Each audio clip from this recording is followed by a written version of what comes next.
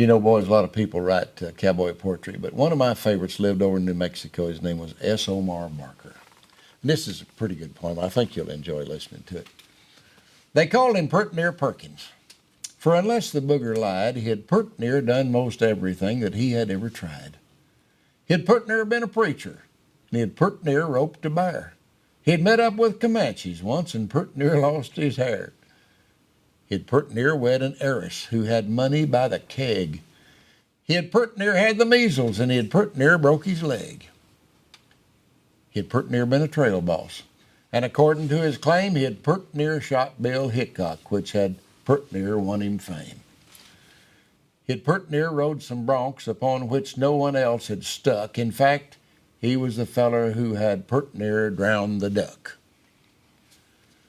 Now, mostly all the cowboys on the lazy SB spread, they took his talkin with a grin and let him fight his head, but one named Tom Maginnis sort of told it to him rough, "You're riding with an outfit now where purt near ain't enough.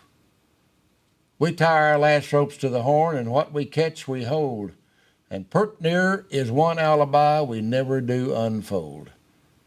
In fact, right now I'll tell you that no word I ever hear sounds quite so plain dang useless as that little pair purt near." That's how old Tom Maginnis laid it out upon the line, and like a heap of preaching talk, it sounded mighty fine. But one day Tom Maginnis, while riding off alone, he lamed his horse and had to catch some neighbor nester's roan to ride back to the ranch on. But somewhere along the way, a bunch of nesters held him up, and there was, hell to pay. Tom claimed that he hadn't stole the horse, just borrowed it for a ride. Them nesters hated cowboys, and they told him he had lied. They cussed him for a horse thief, and they'd caught him with the goods. They set right out to hang him in a nearby patch of woods.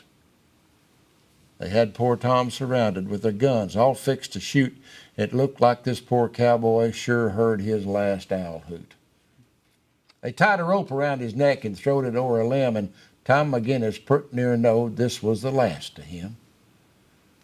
And suddenly a shot rang out from somewhere up the hill.